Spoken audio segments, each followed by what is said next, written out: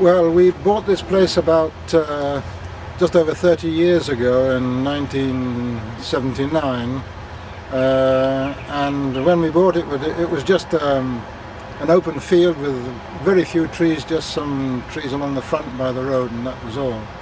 To get here we have to come out from Buenos Aires on the west access road, and then in Luján we take the Route 5 to the west again, through a place called Jauregui and eventually to a small village called Oliveira. We're on the outskirts of Oliveira, about 3 kilometers away from there.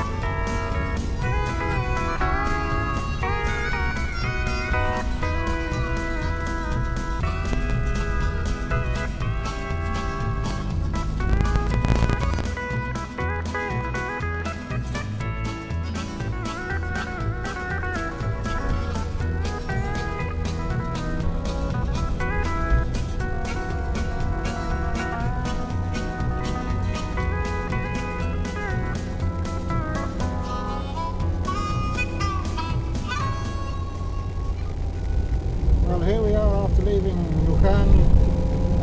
We are getting onto the Route 5 now that goes from Luján out to the west. This village we just went through was Jauregui.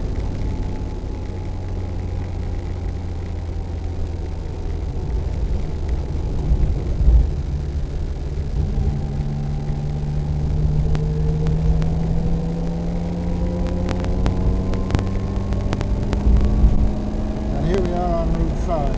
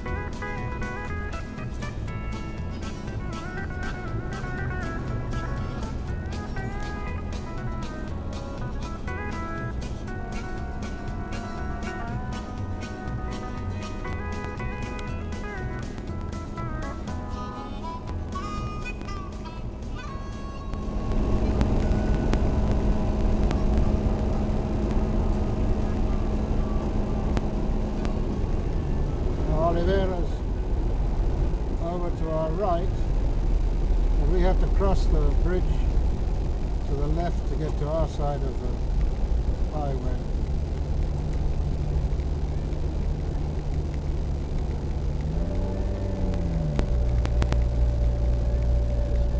Take care of it behind this old chap.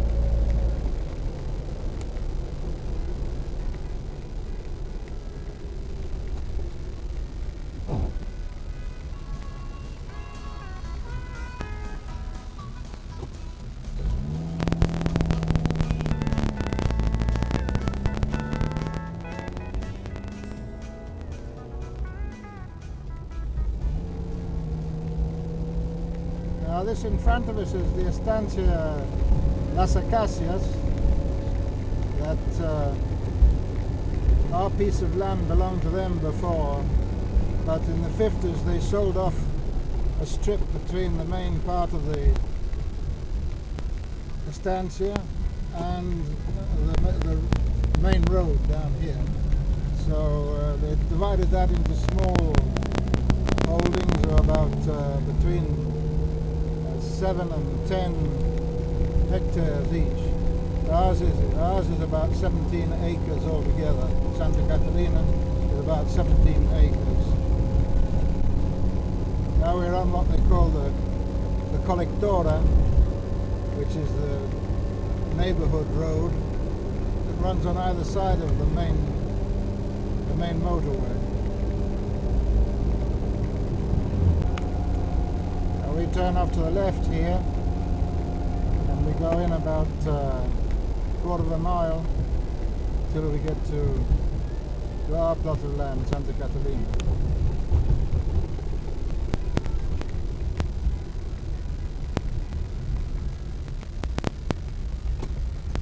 It's a bit of a bumpy road, but has the advantage that the egg farm nearby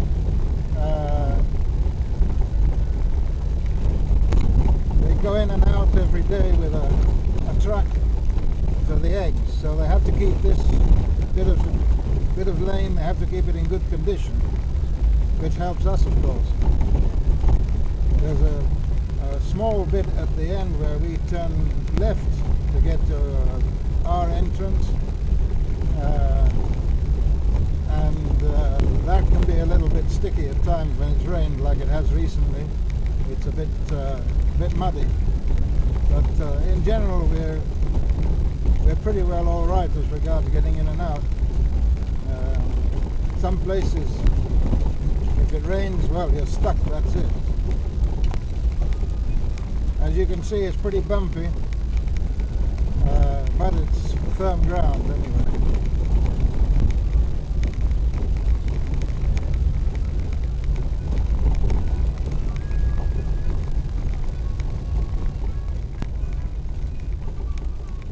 This is the corner of our land here, where this gate is. Now we turn left. Our land goes for another 300 yards, 350 yards in that direction. And here's our front gate.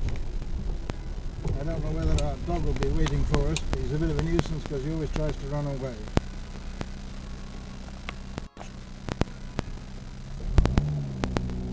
Yes, there he ran out there. Of course, now we're not going to get him back until later on. We'll go for a run around.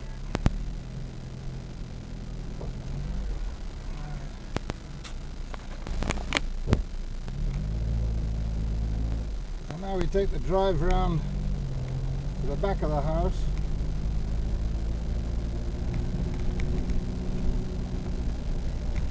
I may have to redo the sound on this part because the sound isn't terribly good. There's the other car in the garage with the cat perched on the back. I don't know if you saw that.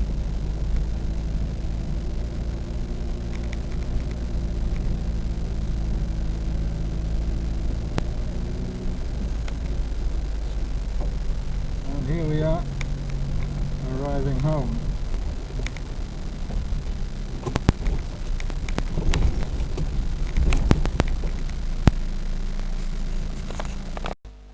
We go from the garage into the porch, which is also a dining room, through the back door. We don't usually use the front door because it just leads straight out into part of the garden. From there we go through a door into the kitchen. We've got gas stoves, but we also use a large wood stove for cooking, and that also heats our hot water. There's a little hall with a larder leading off it, and then a door into the living room.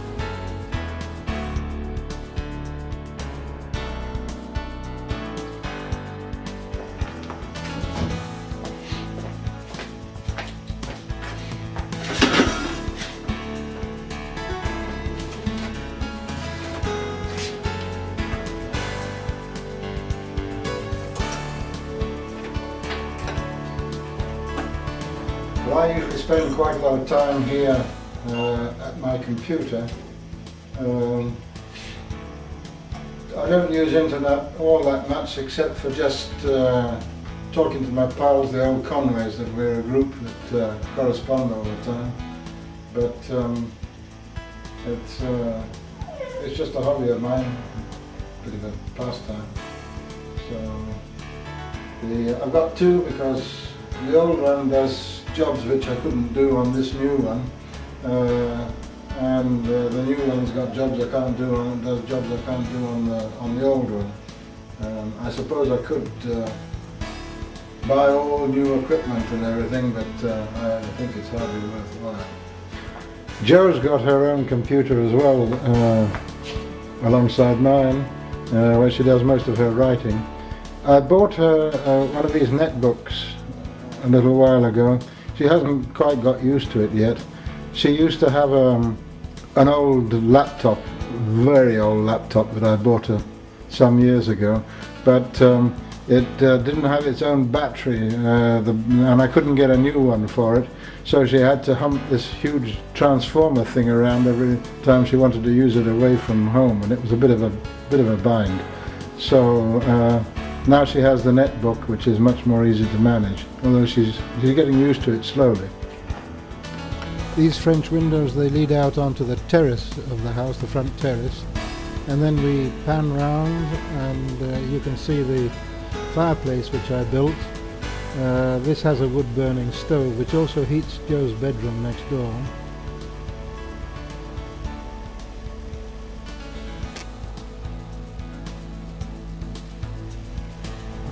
We have our TV set here.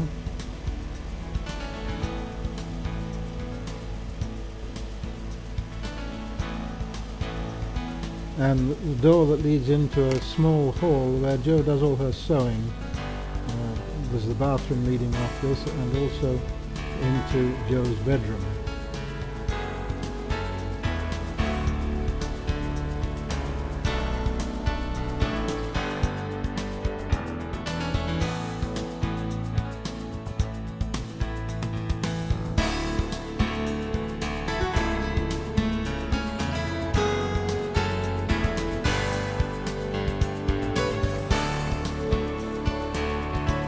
Well, this is my cabin here, very shippy sort of atmosphere in it. I've got pictures of ships and things, and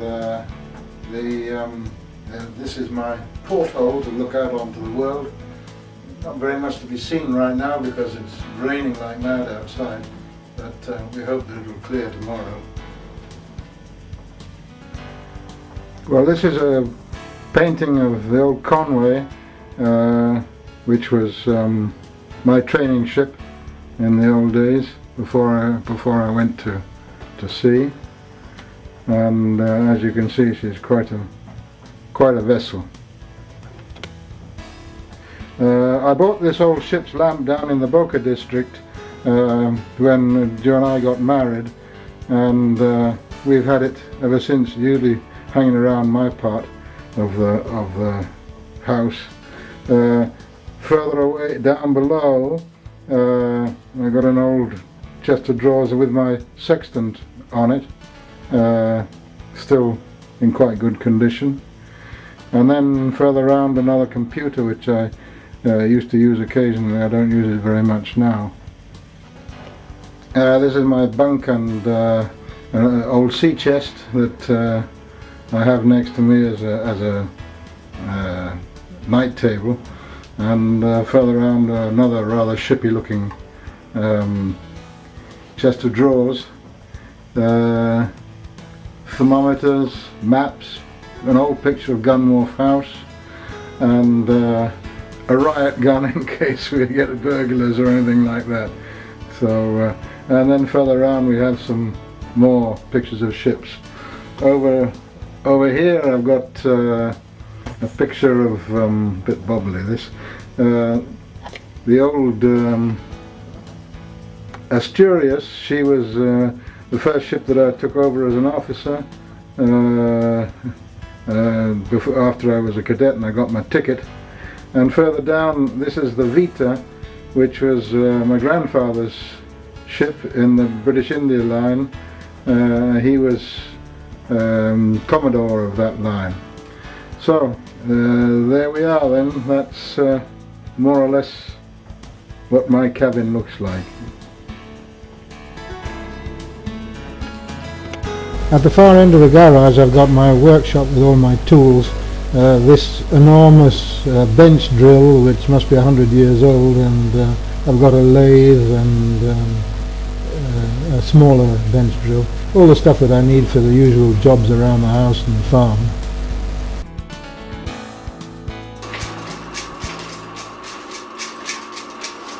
Well, I found some old films here that I had taken when we first came to Oliveira, and so I'm going to incorporate them into the DVD that I'm fixing up now. I hope they come out because they're pretty old films and they're not in terribly good condition.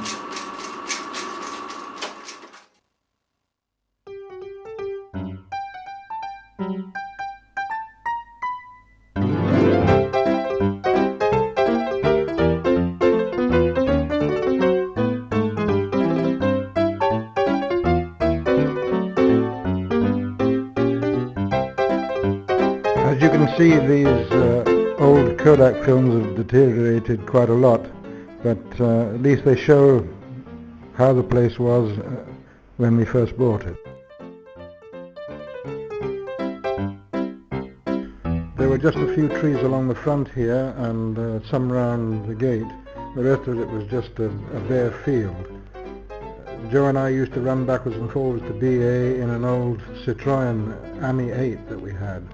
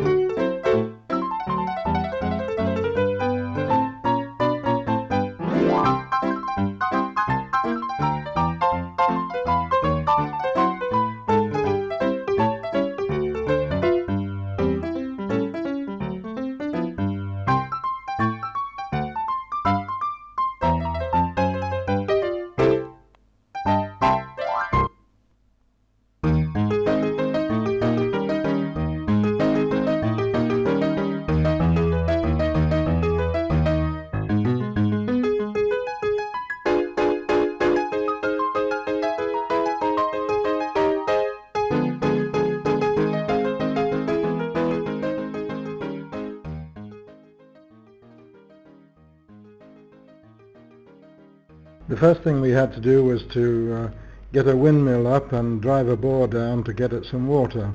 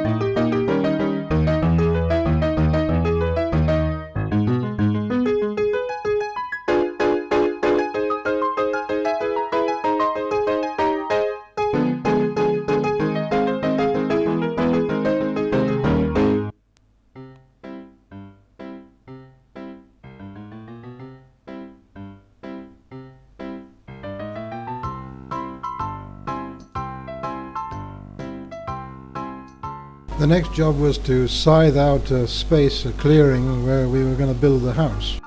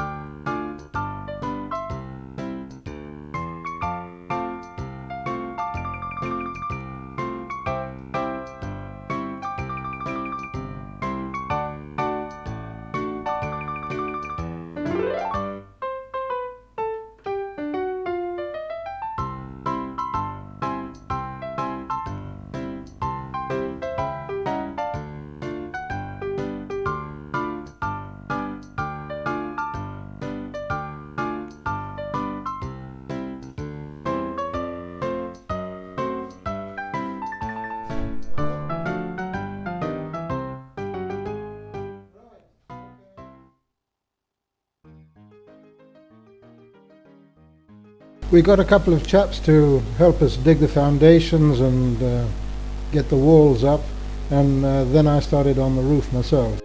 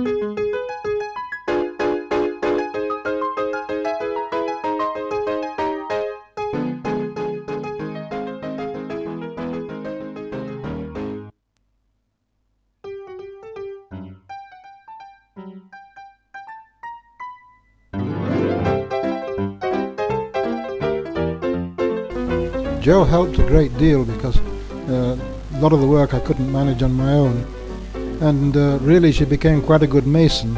A lot of the stucco on the outside and inside walls she did, and it's very good indeed.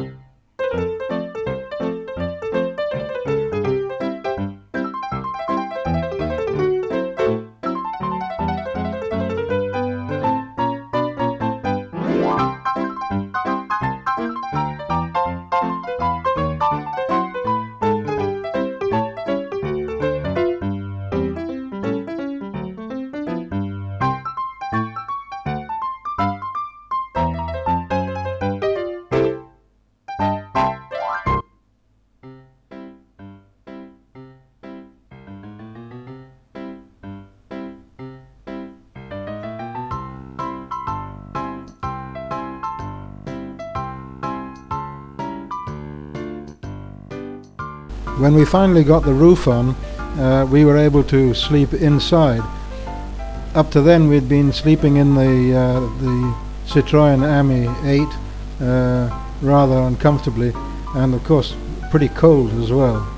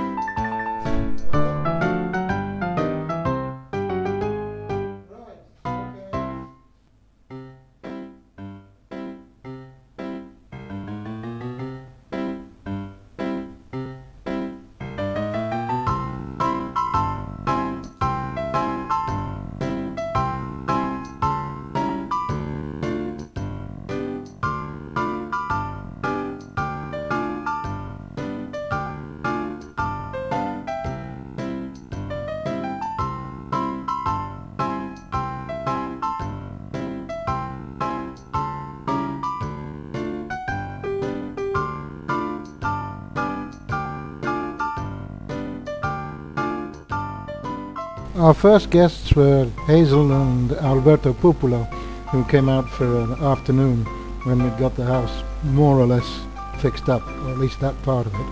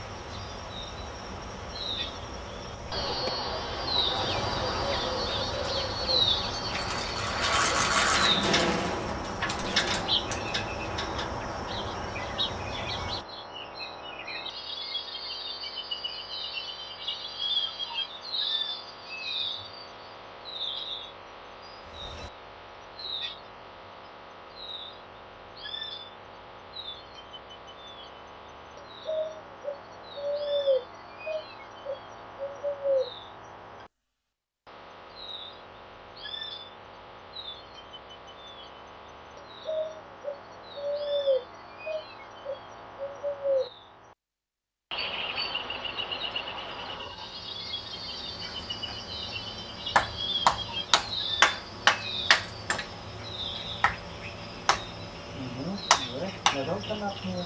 Run to the front. Yeah. More of you.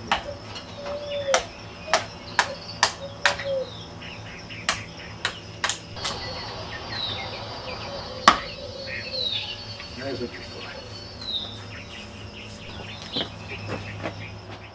At one time we gave intensive English courses to people who came out for long weekends, etc. And for that reason we built 4 extra rooms, each with its own bathroom, on this side of the house.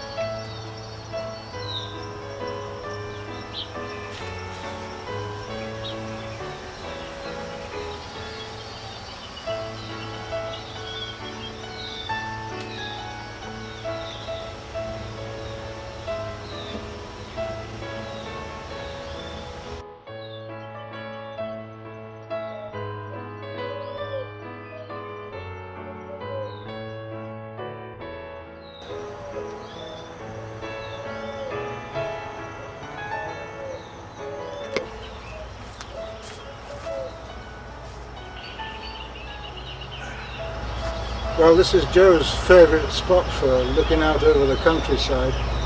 The view from here is about one of the nicest in the evening, especially in summer. And well, we don't come out here every day, but we come out fairly often.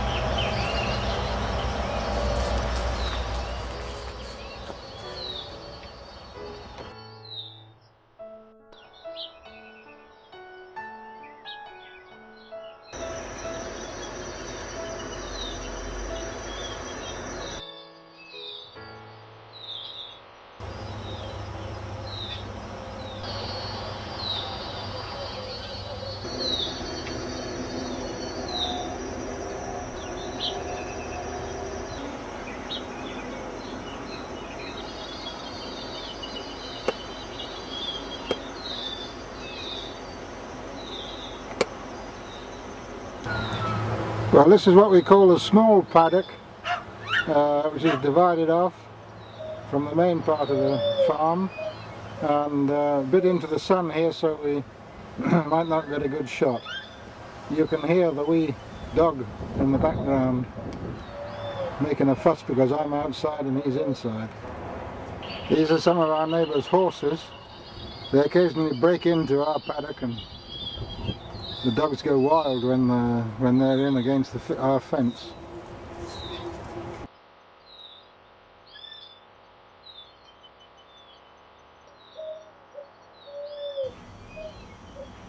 Well, we're at the south end of the paddock now, about 300 yards to the south of the house.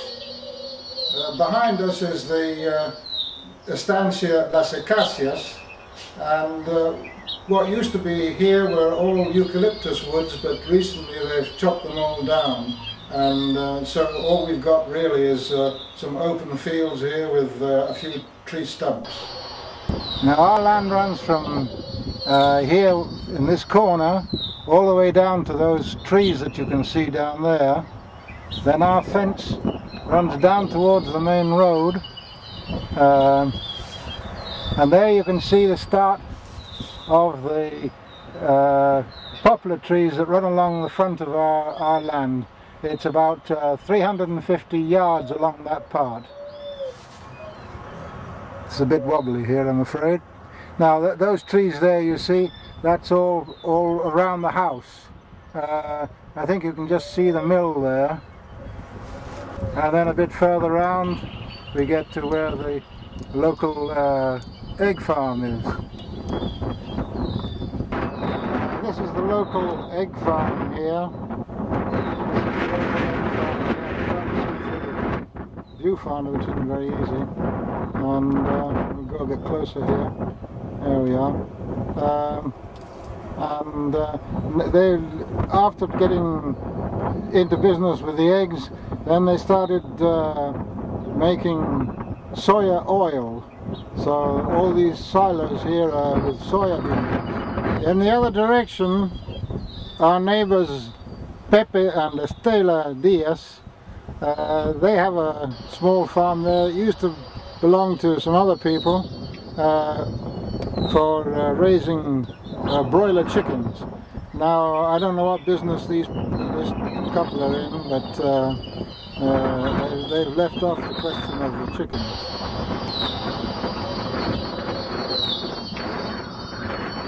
They still have the big chicken sheds, but they're using them for other purposes now.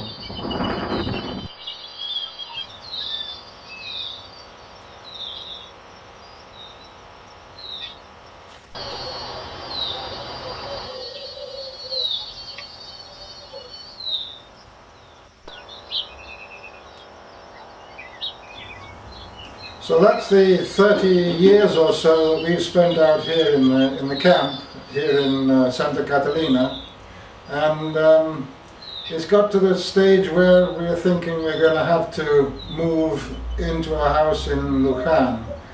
The winters here are getting really a bit too hard for us. After all, we're both over 70, and it gets pretty hard in the winter. Also, we're having a lot of trouble finding help to run the place. We can't get anybody from the village to do that. So I think we're making the right move. We've bought a little house in the center of Luján, and we're going to move there now. So naturally we're going to miss the country quite a lot, but I think we're making the right move, and this will be a new part of our life from now on.